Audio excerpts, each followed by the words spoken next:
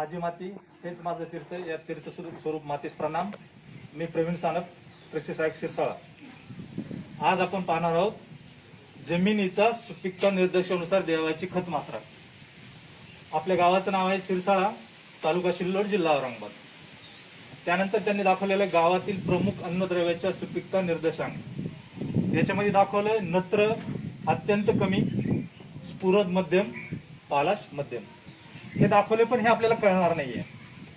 तर याचं वर्गीकरण करताना एक गोष्ट लक्षात ठेवायची, जर तुमच्या सुपीकता निर्देशांक फलकामध्ये जर दाखवलं असेल की अत्यंत कमी आहे, तर त्यावेळेस आपल्याला खताची मात्रा 1.67 पट वाढवून द्यावं लागते।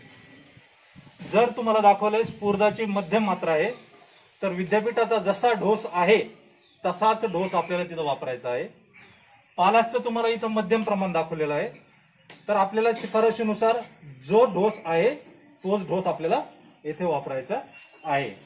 तर आता आपल्याला दाखवलंय नत्राचं प्रमाण अत्यंत कमी आहे। तर आपला सोयाबीनचा जो डोस आहे, जो आपण आपल्याकडे सोयाबीन चांगल्या प्रकारे घेतलं जातं आणि निसर्गदत्त आपल्याला सोयाबीनसाठी आपली जमीन उपयुक्त चांगली असल्यामुळं आपल्याकडे सोयाबीन पण चांगल्या प्रकारे येतं। तर आपल्याकडे शास्त्रज्ञान शिफारशीनुसार दिलेला डोस जो आहे सोयाबीनचा, तो आहे 30-60-30। म्हणजे 30 म्हणजे 30 किलो नत्र, 60 किलो स्फुरद आणि 30 किलो पालाश। पण 30-60-30 ही भानगड काय हीच आपल्याला नेमकी माहिती नाहीये।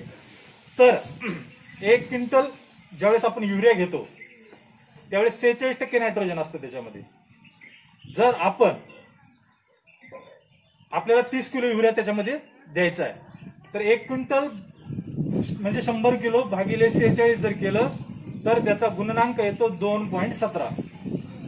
त्या गुणनांकाला त्या 30-60-30 मधल्या नत्राच्या 30 न गुणिलं तर त्याचा गुणाकार येईल,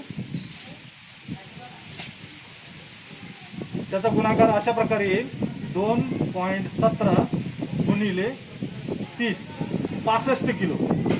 जर येथे जर मध्यम जर असतं तर आपण फक्त 65 किलो युरिया एका हेक्टरसाठी वापरला असता, परंतु येथे त्यांनी अत्यंत कमी दिलेला आहे म्हणून आपल्याला युरिया 1.67 पट म्हणजे जास्तीचा युरिया आपल्याला तिथं वापरायचा आहे। म्हणून 65.1 गुणिले 1.67 म्हणजे 108.71 किलो म्हणजे 109 किलो आपल्याला युरिया तिथं एका हेक्टरसाठी वापरायचं आहे।